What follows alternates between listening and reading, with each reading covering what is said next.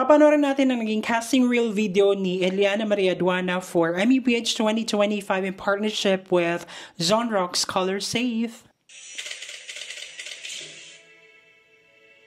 And I'll be honest, there are times that I get riddled with self-doubts as well because of other people's comments. But what I tell myself is people always got something to say. But so long as I'm doing the things that are making me happy, and also I'm not afraid to show my true colors, so long as I know that I'm happy and I'm not stepping on anyone's toes. True. Wow, fierce. Gusto ko yung mga choreograph na Mga moves. I mean, bagay na bagay sa kanya yung color orange. Super bagay.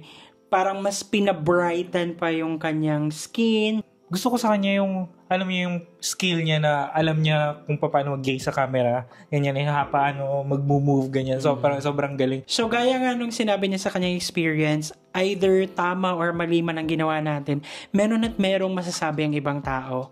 So, it's up to us na lang kung magpapa-apekto tayo or kumbaga, kung mag-move forward tayo, matcha-challenge tayo din sa sinabi nila and, di ba, patunayan sa kanila na tama yung ginagawa mo, tama yung sinasabi mo, parang ganon.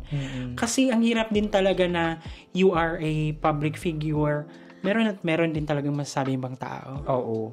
At saka, di ba, kung may sinasabi yung ibang tao, ang satisfaction nila is if ikaw ay nag-react or na-affected. Kung affected ka.